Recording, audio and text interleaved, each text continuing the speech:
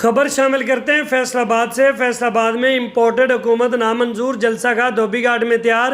مرکزی قیادت میاں فروخ حبیب، سابق وفاقی وزیر اطلاعات رضا نصر اللہ گھمن، MNA تحصیل صدر جڑانوالہ چودھری ثناء اللہ گورسی انتظامات کا جائزہ لے رہے ہیں۔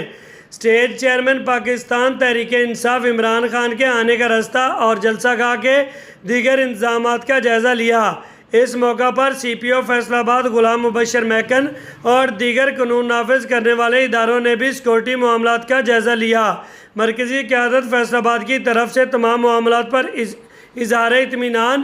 اس موقع پر میاں فروخ حبیب کا کہنا تھا کہ سیالکوٹ کے واقعہ پر اظہار تشویش اور یہ بھی کہنا تھا کہ ہم امپورٹڈ حکومت کی اوچھی حرکتوں سے ڈرنے والے نہیں ہیں۔ کارکنان نے امپورٹڈ حکومت نامنظور کے نعرے بھی لگائے۔